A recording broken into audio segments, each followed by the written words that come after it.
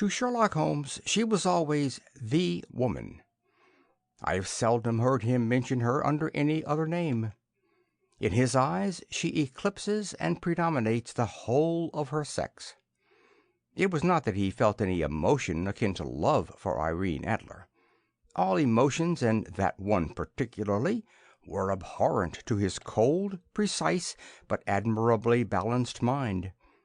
He was, I take it, the most perfect reasoning and observing machine that the world has seen, but as a lover he would have placed himself in a false position. He never spoke of the softer passions save with a gibe and a sneer. They were admirable things for the observer, excellent for drawing the veil from men's motives and actions, but for the trained reasoner to admit such intrusions into his own delicate and finely adjusted temperament was to introduce a distracting factor which might throw a doubt upon all his mental results. Grit in a sensitive instrument, or a crack in one of his own high-power lenses, would not be more disturbing than a strong emotion in a nature such as his.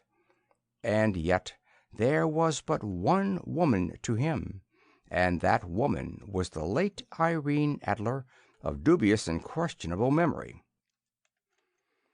I had seen little of Holmes lately. My marriage had drifted us away from each other.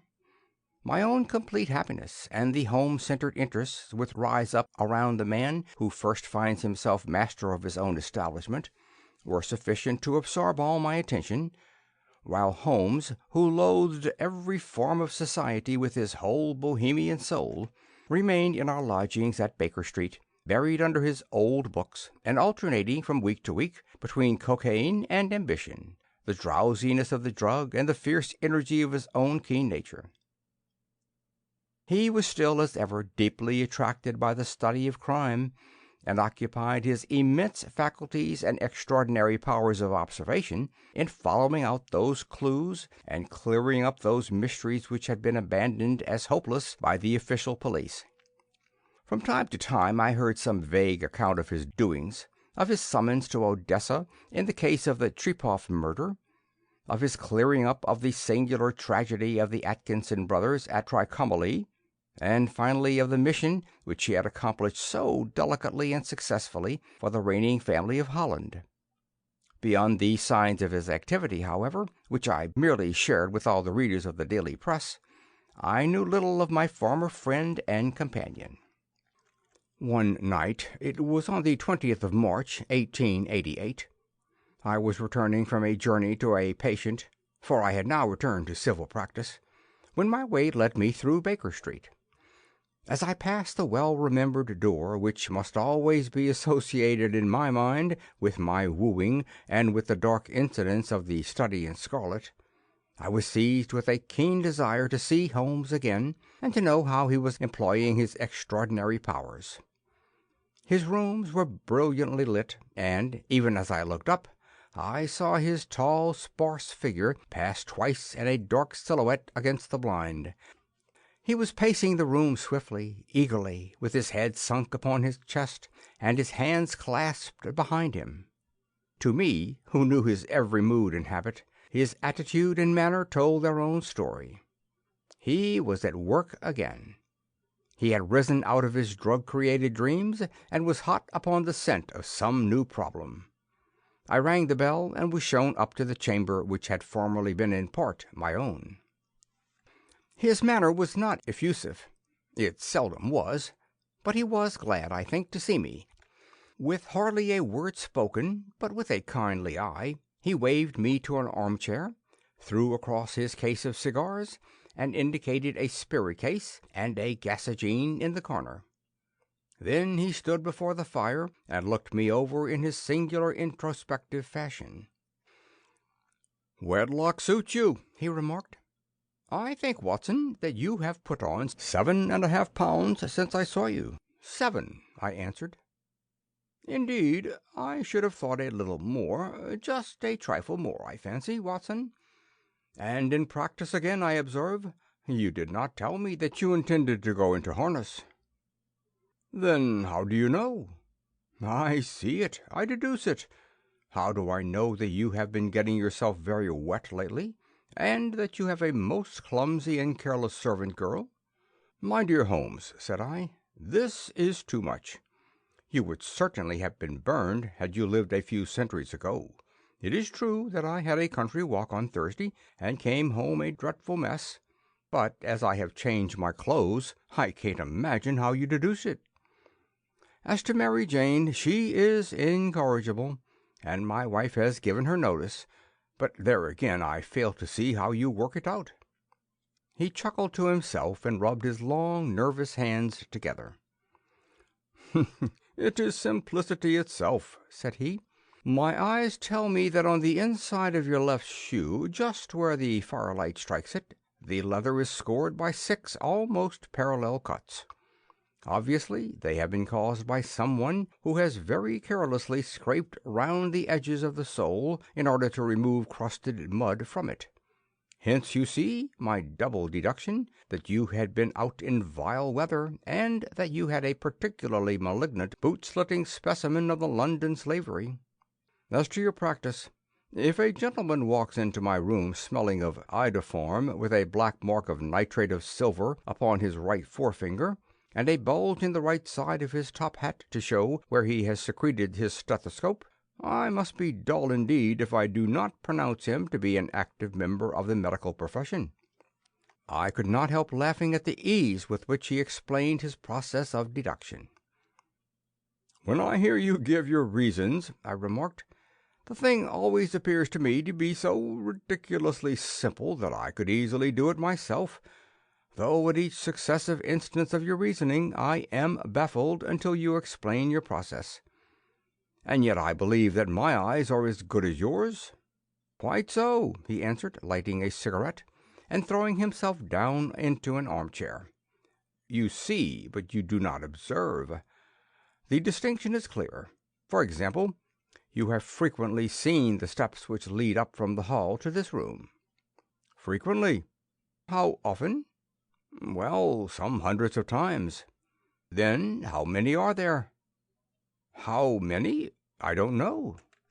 "Quite so. You have not observed, and yet you have seen. That is just my point. Now I know that there are 17 steps, because I have both seen and observed. By the way, since you are interested in these little problems, and since you are good enough to chronicle one or two of my trifling experiences, you may be interested in this." He threw over a sheet of thick, pink-tinted notepaper which had been lying open upon the table. "It came by the last post," said he. "Read it aloud." The note was undated and without either signature or address. "There will call upon you tonight at 7:45, it said, "a gentleman who desires to consult you upon a matter of the very deepest moment. Your recent services to one of the royal houses of Europe has shown that you are one who may safely be trusted with matters which are of an importance which can hardly be exaggerated. This account of you we have from all quarters received. Be in your chamber, then, at that hour, and do not take it amiss if your visitor wears a mask." "This is indeed a mystery," I remarked. "What do you imagine that it means?" "I have no data yet. It is a capital mistake to theorize before one has data. Insensibly one begins to twist facts to suit theories, instead of theories to suit facts. But the note itself, what do you deduce from it?" I carefully examined the writing and the paper upon which it was written. "The man who wrote it was presumably well-to-do," I remarked, endeavoring to imitate my companion's processes. "Such paper could not be bought under half a crown a packet. It is particularly strong and stiff." "Peculiar, that is the very word," said Holmes. "It is not an English paper at all. Hold it up to the light." I did so, and saw a large E with a small g, a P and a large G with a small t woven into the texture of the paper. "What do you make of that?" asked Holmes. "The name of the maker, no doubt, or his monogram, rather." "Not at all. The G with the small t stands for Gesellschaft, which is the German for company." It is a customary contraction like our CO, co. P, of course, stands for papier. Now for the EG. Let us glance at our Continental Gazetteer. He took down a heavy brown volume from his shelves. Glonitz, here we are. Egria. It is a German-speaking country in Bohemia, not far from Carlsbad, remarkable as being the scene of the death of Wallenstein, and for its numerous glass factories and paper mills. Ha, ha, my boy, what do you make of that? His eyes sparkled, and he sent up a great blue triumphant cloud from his cigarette. The paper was made in Bohemia, I said. Precisely, and the man who wrote the note is a German. Do you note the peculiar construction of the sentence, "This account of you we have from all quarters received"? A Frenchman or Russian would not have written that. It is the German who is so uncourteous to his verbs. It only remains, therefore, to discover what is wanted by this German who writes upon Bohemian paper and prefers wearing a mask to showing his face. And here he comes, if I am not mistaken, to resolve all our doubts.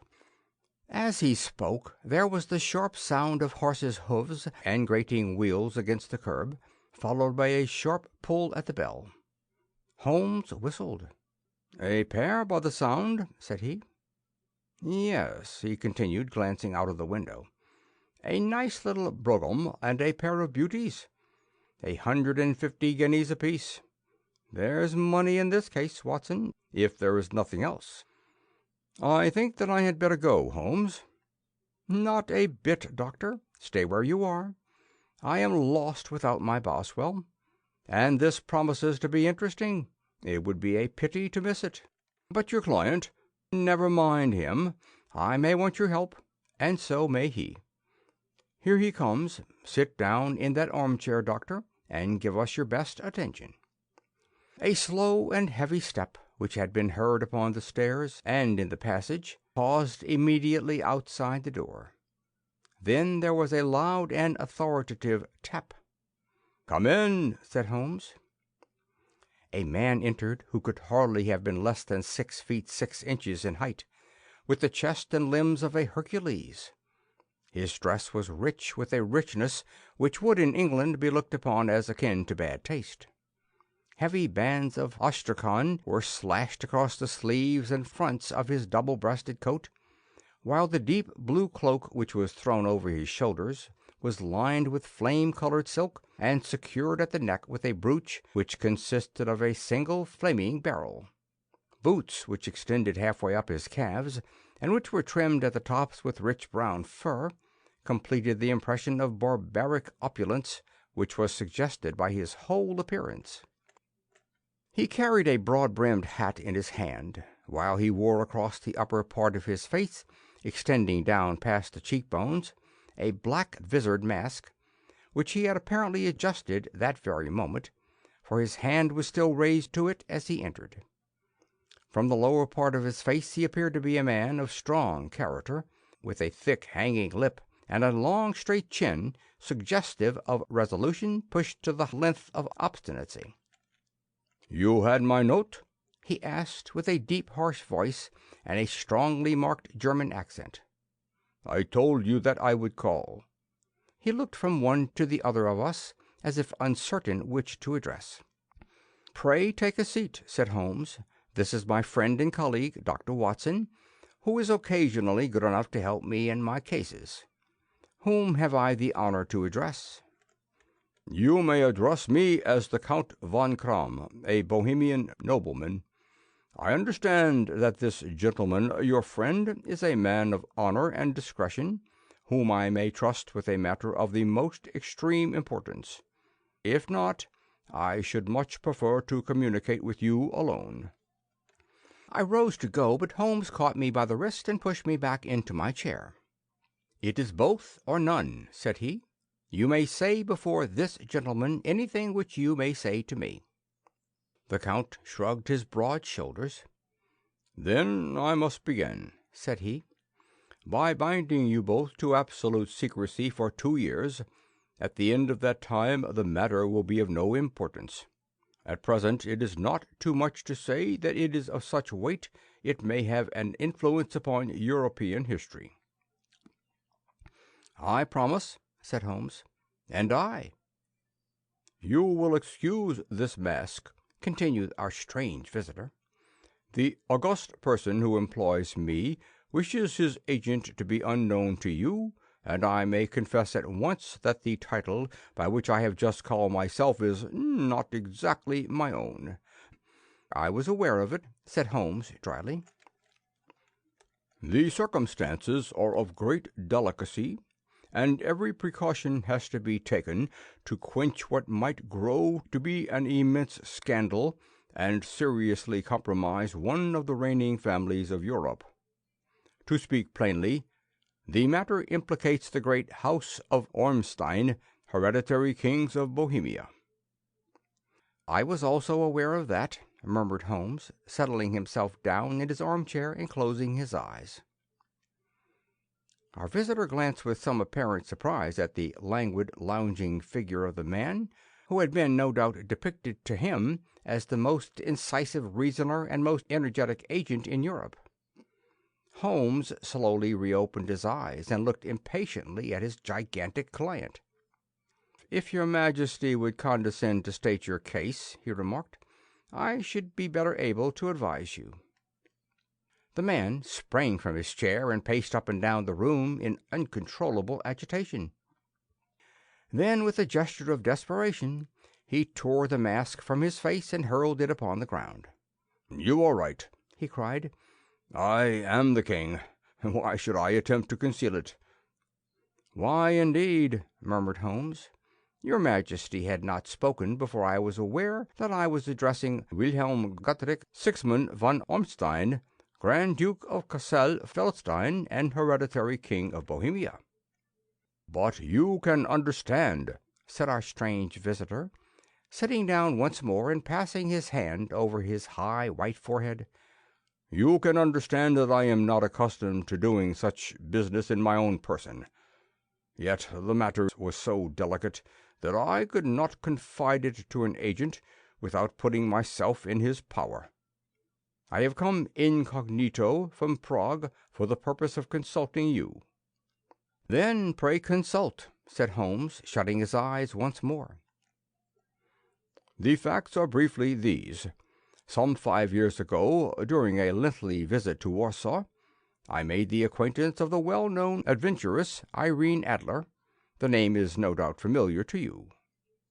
"Kindly look her up in my index, Doctor," murmured Holmes, without opening his eyes. For many years he had adopted a system of docketing all paragraphs concerning men and things, so that it was difficult to name a subject or a person on which he could not at once furnish information. In this case I found her biography sandwiched in between that of a Hebrew rabbi and that of a staff commander who had written a monograph upon the deep-sea fishes. "Let me see," said Holmes. Born in New Jersey in the year 1858. Contralto. La Scala. Prima donna Imperial Opera of Warsaw. Yes. Retired from operatic stage. Living in London. Quite so. Your Majesty, as I understand, became entangled with this young person, wrote her some compromising letters, and is now desirous of getting those letters back?" "Precisely so. But how—" "Was there a secret marriage?" "None." "No legal papers or certificates?" "None." "Then I fail to follow your Majesty. If this young person should produce her letters for blackmailing or other purposes, how is she to prove their authenticity?" "There is the writing." "Pooh! Forgery." "My private notepaper?" "Stolen." "My own seal." "Imitated." "My photograph?" "Bought." "We were both in the photograph." "Oh dear, that is very bad. Your Majesty has indeed committed an indiscretion." "I was mad, insane." "You have compromised yourself seriously." "I was only Crown Prince then. I was young. I am but 30 now." "It must be recovered." We have tried and failed. Your Majesty must pay. It must be bought. She will not sell. Stolen, then? 5 attempts have been made. Twice burglars in my pay ransacked her house. Once we diverted her luggage when she traveled. Twice she has been waylaid. There has been no result." "No sign of it?" "Absolutely none." Holmes laughed. "It is quite a pretty little problem," said he. "But a very serious one to me," returned the King reproachfully. "Very indeed. And what does she propose to do with the photograph?" "To ruin me." "But how?" "I am to be married." "So I have heard. To Clotilde Lothman von Saxe-Meiningen, second daughter of the King of Scandinavia.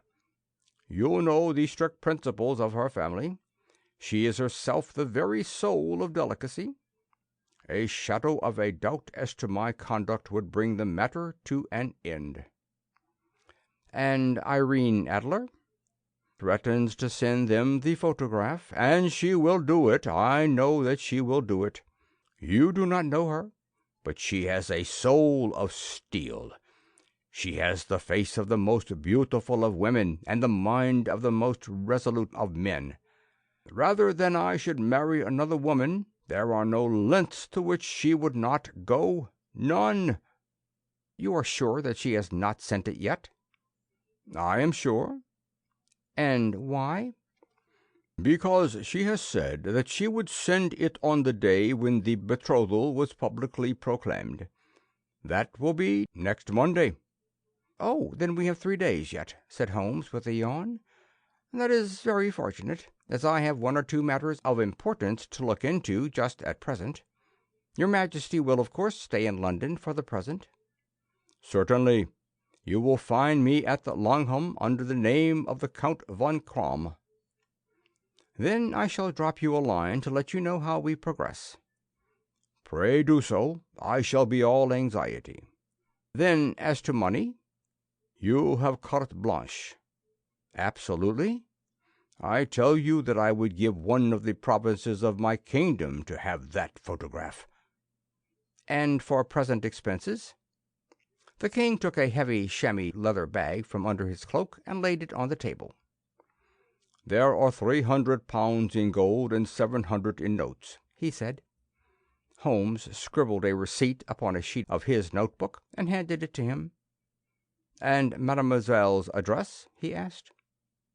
"In Briony Lodge, Serpentine Avenue, St. John's Wood." Holmes took a note of it. "One other question," said he. "Was the photograph a cabinet?" "It was." "Then good night, Your Majesty, and I trust that we shall soon have some good news for you. And good night, Watson," he added, as the wheels of the royal brougham rolled down the street. "If you will be good enough to call tomorrow afternoon at 3 o'clock, I should like to chat this little matter over with you." At 3 o'clock precisely I was at Baker Street, but Holmes had not yet returned.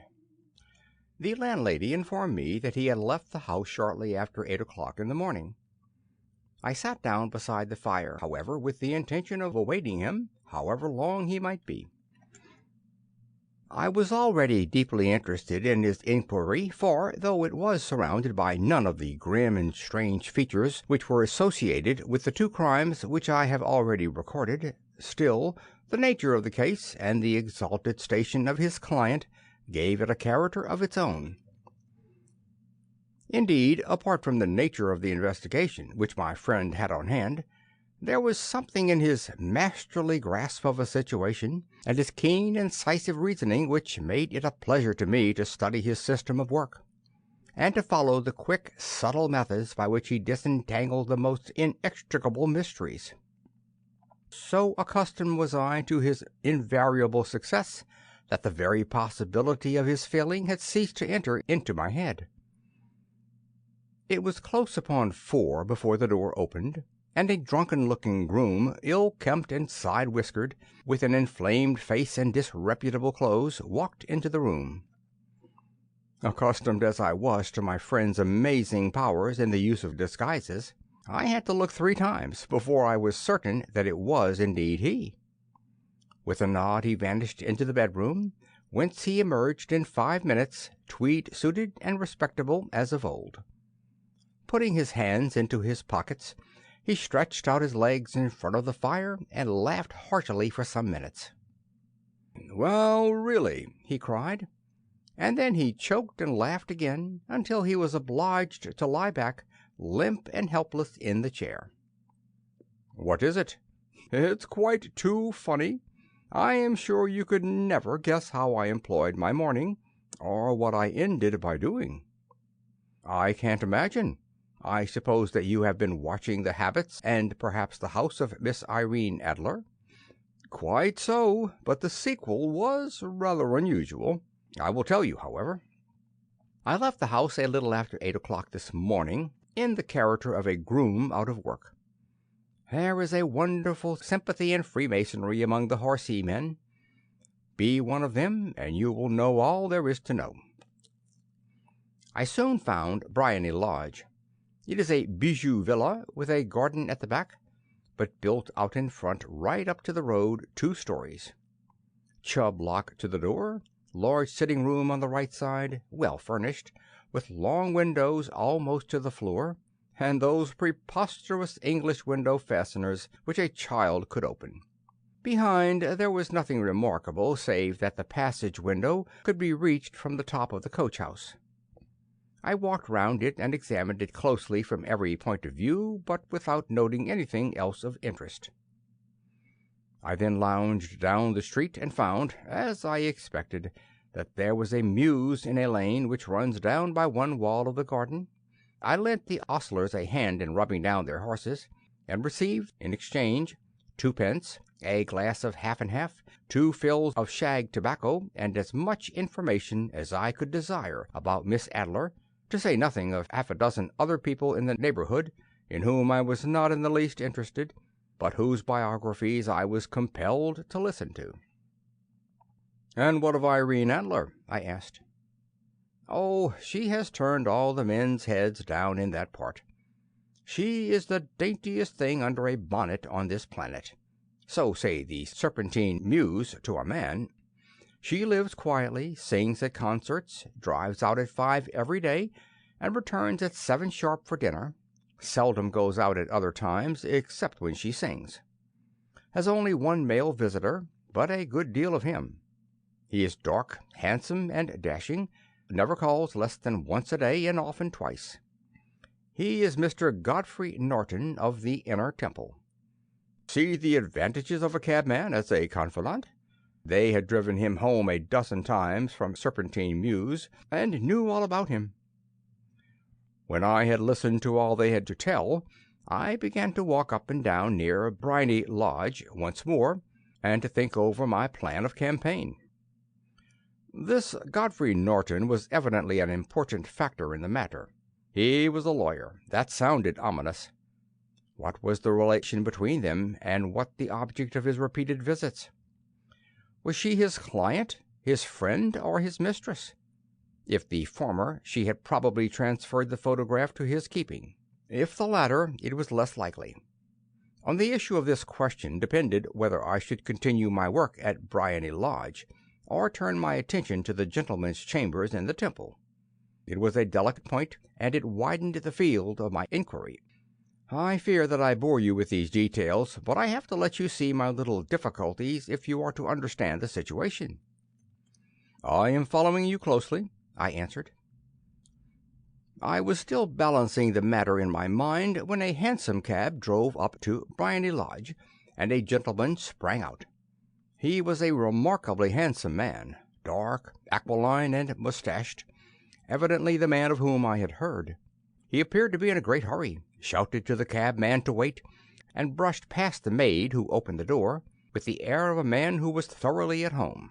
He was in the house about half an hour, and I could catch glimpses of him in the windows of the sitting-room, pacing up and down, talking excitedly and waving his arms. Of her I could see nothing. Presently he emerged, looking even more flurried than before. As he stepped up to the cab, he pulled a gold watch from his pocket and looked at it earnestly. "Drive like the devil!" he shouted. "First to Grosson and Hankey's in Regent Street, and then to the Church of St. Monica in the Edgware Road. Half a guinea if you do it in 20 minutes." Away they went, and I was just wondering whether I should not do well to follow them, when up the lane came a neat little landau, the coachman with his coat only half buttoned and his tie under his ear, while all the tags of his harness were sticking out of the buckles. It hadn't pulled up before she shot out of the hall door and into it. I only caught a glimpse of her at the moment, but she was a lovely woman with a face that a man might die for. "The Church of St. Monica, John," she cried, "and half a sovereign if you reach it in 20 minutes." That was quite too good to lose, Watson. I was just balancing whether I should run for it or whether I should perch behind her landau when a cab came through the street. The driver looked twice at such a shabby fare, but I jumped in before he could object. "The Church of St. Monica," said I, "and half a sovereign if you reach it in 20 minutes." It was 25 minutes to 12, and of course it was clear enough what was in the wind.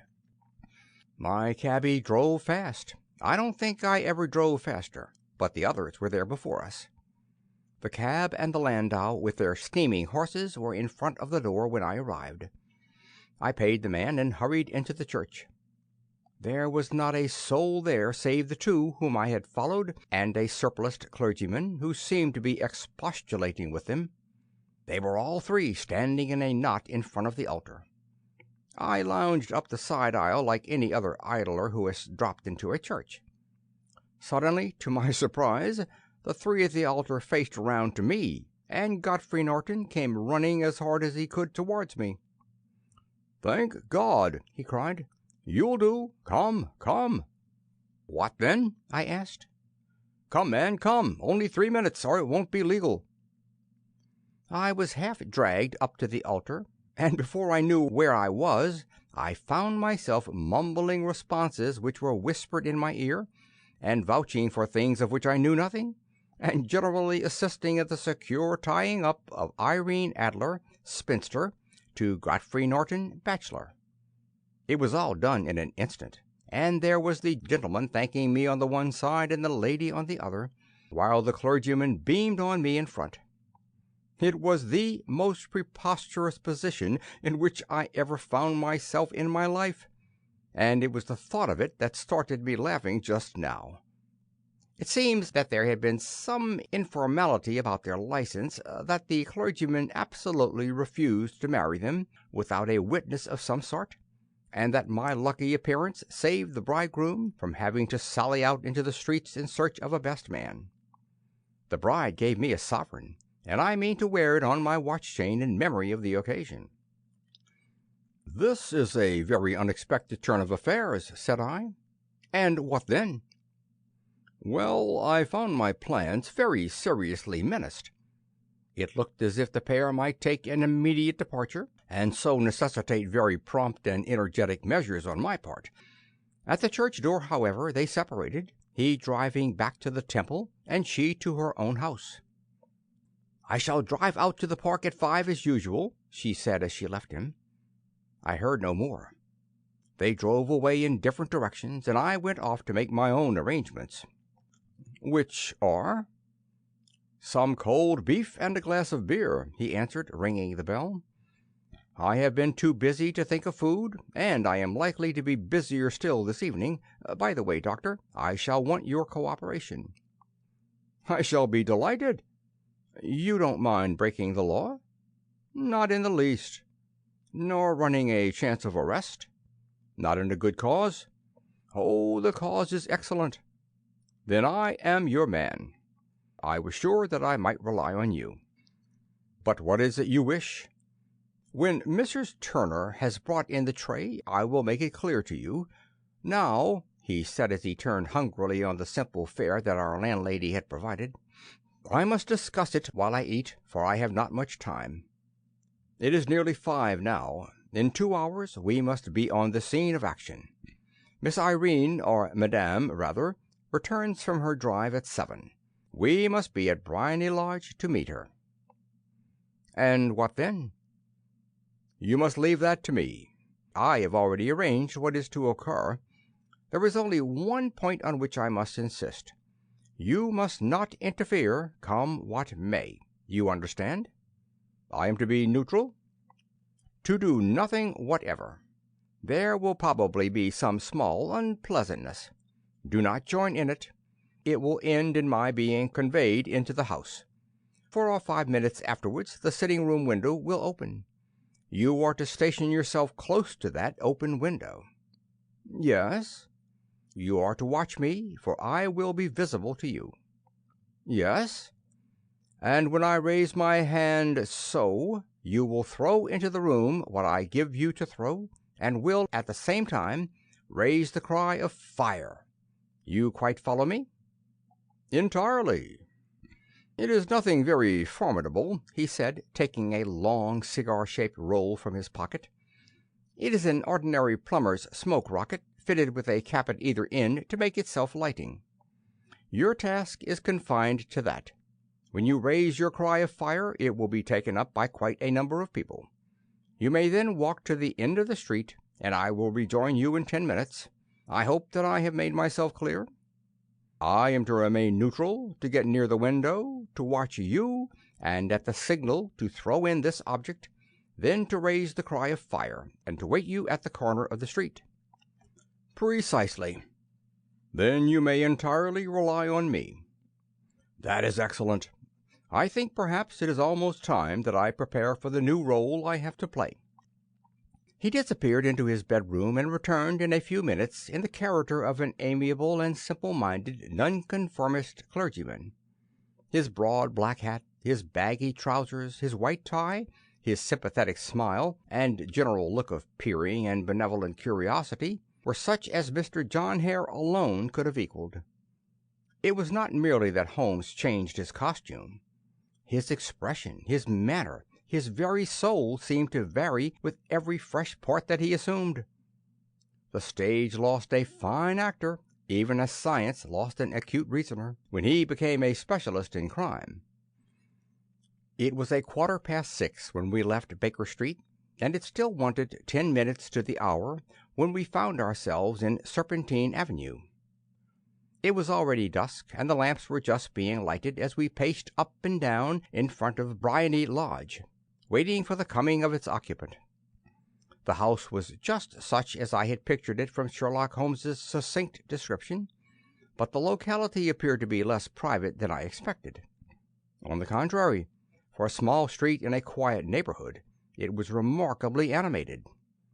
There was a group of shabbily dressed men smoking and laughing in a corner, a scissors grinder with his wheel, 2 guardsmen who were flirting with a nurse girl, and several well-dressed young men who were lounging up and down with cigars in their mouths.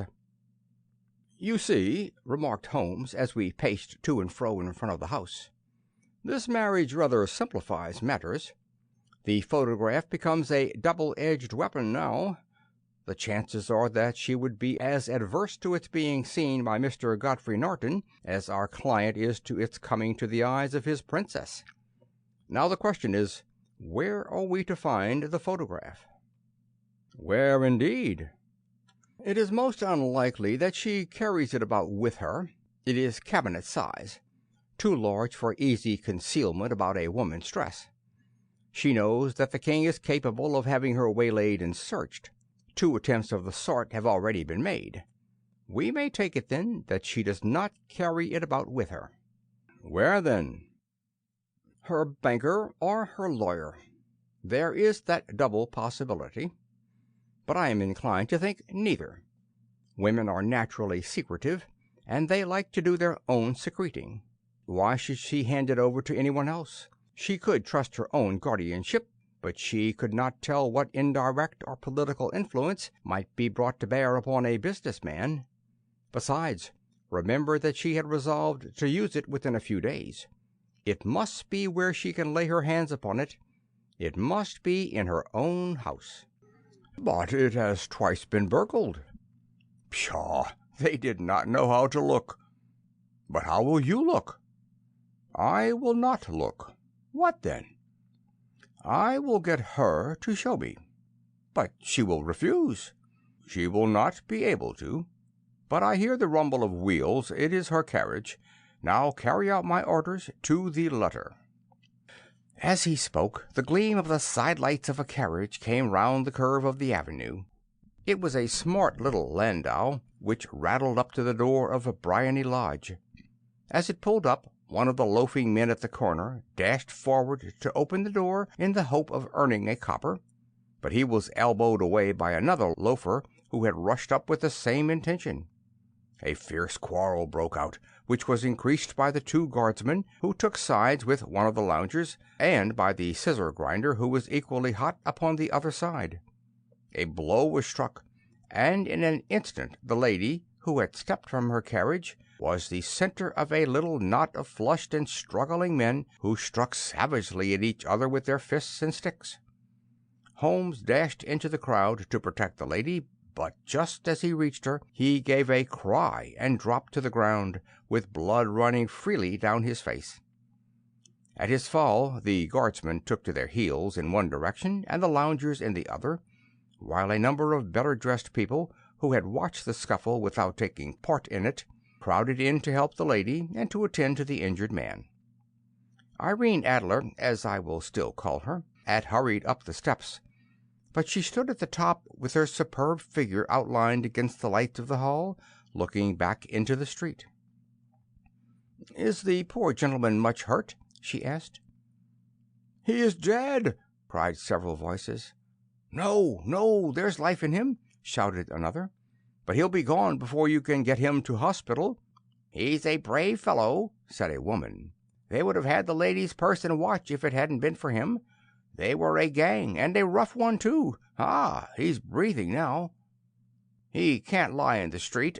May we bring him in, marm?" "Surely. Bring him into the sitting-room. There is a comfortable sofa. This way, please." Slowly and solemnly he was borne into Briony Lodge and laid out in the principal room, while I still observed the proceedings from my post by the window. The lamps had been lit, but the blinds had not been drawn, so that I could see Holmes as he lay upon the couch. I do not know whether he was seized with compunction at that moment for the part he was playing, but I know that I never felt more heartily ashamed of myself in my life than when I saw the beautiful creature against whom I was conspiring, or the grace and kindliness with which she waited upon the injured man. And yet it would be the blackest treachery to Holmes to draw back now from the part which he had entrusted to me. I hardened my heart, and took the smoke rocket from under my ulster. After all, I thought, we are not injuring her. We are but preventing her from injuring another. Holmes sat upon the couch, and I saw him motion like a man who is in need of air. A maid rushed across and threw open the window. At the same instant I saw him raise his hand, and at the signal I tossed my rocket into the room with a cry of "Fire!" The word was no sooner out of my mouth than the whole crowd of spectators, well dressed and ill, gentlemen, ostlers, and servant-maids, joined in a general shriek of "Fire! Fire!" Thick clouds of smoke curled through the room and out at the open window. I caught a glimpse of rushing figures, and a moment later the voice of Holmes from within, assuring them that it was a false alarm. Slipping through the shouting crowd, I made my way to the corner of the street, and in 10 minutes was rejoiced to find my friend's arm in mine, and to get away from the scene of uproar. He walked swiftly and in silence for some minutes, until we had turned down one of the quiet streets which lead towards the Edgware Road. "You did it very nicely, Doctor," he remarked. "Nothing could have been better. It is all right." "You have the photograph?" "I know where it is." "And how did you find out?" "She showed me, as I told you she would." "I am still in the dark." "I do not wish to make a mystery," said he, laughing. "The matter was perfectly simple. You, of course, saw that every one in the street was an accomplice. They were all engaged for the evening." "I guessed as much." "Then, when the row broke out, I had a little moist red paint in the palm of my hand. I rushed forward, fell down, clapped my hand to my face, and became a piteous spectacle. It is an old trick. That also I could fathom. Then they carried me in. She was bound to have me in. What else could she do? And into her sitting-room, which was the very room which I suspected. It lay between that and her bedroom, and I was determined to see which. They laid me on a couch. I motioned for air. They were compelled to open the window, and you had your chance. How did that help you? It was all important. When a woman thinks her house is on fire, her instinct is at once to rush to the thing which she values most. It is a perfectly overpowering impulse, and I have more than once taken advantage of it. In the case of the Darlington substitution scandal, it was of use to me, and also in the Arnsworth Castle business. A married woman grabs at her baby. An unmarried one reaches for her jewel box. Now it was clear to me that Our Lady of today had nothing in the house more precious to her than what we are in quest of. She would rush to secure it. The alarm of fire was admirably done. The smoke and shouting were enough to shake nerves of steel. She responded beautifully. The photograph is in a recess behind a sliding panel just above the right bell pull. She was there in an instant, and I caught a glimpse of it as she half drew it out. When I cried out that it was a false alarm, she replaced it, glanced at the rocket, rushed from the room, and I have not seen her since. I rose, and, making my excuses, escaped from the house. I hesitated whether to attempt to secure the photograph at once, but the coachman had come in, and as he was watching me narrowly, it seemed safer to wait. A little over-precipitance may ruin it all. "And now?" I asked. "Our quest is practically finished. I shall call with the king tomorrow, and with you, if you care to come with us. We will be shown into the sitting-room to wait for the lady, but it is probable that when she comes she may find neither us nor the photograph. It might be a satisfaction to His Majesty to regain it with his own hands." "And when will you call?" "At 8 in the morning. She will not be up, so that we shall have a clear field. Besides, we must be prompt, for this marriage may mean a complete change in her life and habits. I must wire to the king without delay." We had reached Baker Street, and had stopped at the door. He was searching his pockets for the key when someone passing said, "Good night, Mr. Sherlock Holmes." There were several people on the pavement at the time, but the greeting appeared to come from a slim youth in an ulster who had hurried by.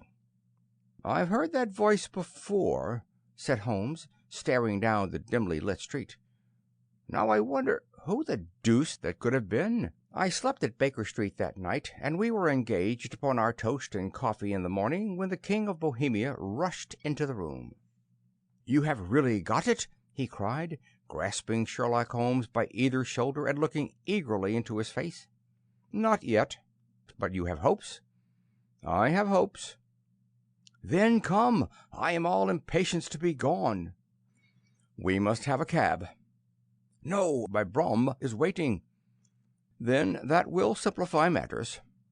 We descended and started off once more for Briony Lodge. "Irene Idler is married," remarked Holmes. "Married? When?" "Yesterday." "But to whom?" "To an English lawyer named Norton." "But she could not love him." "I am in hopes that she does." "And why in hopes?" "Because it would spare your Majesty all fear of future annoyance. If the lady loves her husband, she does not love your Majesty. If she does not love your Majesty, there is no reason why she should interfere with your Majesty's plan." "It is true, and yet, well, I wish she had been of my own station. What a queen she would have made!" He relapsed into a moody silence, which was not broken until we drew up in Serpentine Avenue. The door of Briony Lodge was open, and an elderly woman stood upon the steps. She watched us with a sardonic eye as we stepped from the brougham. "Mr. Sherlock Holmes, I believe," said she. "I am Mr. Holmes," answered my companion, looking at her with a questioning and rather startled gaze. "Indeed, my mistress told me that you were likely to call. She left this morning with her husband by the 5:15 train from Charing Cross for the Continent." "What?" Sherlock Holmes staggered back, white with chagrin and surprise. "Do you mean that she has left England?" "Never to return." "And the papers?" asked the king hoarsely. "All is lost." "We shall see." He pushed past the servant and rushed into the drawing-room, followed by the king and myself. The furniture was scattered about in every direction, with dismantled shelves and open drawers, as if the lady had hurriedly ransacked them before her flight. Holmes rushed at the bell-pull, tore back a small sliding shutter, and, plunging in his hand, pulled out a photograph and a letter. The photograph was of Irene Idler herself in evening dress.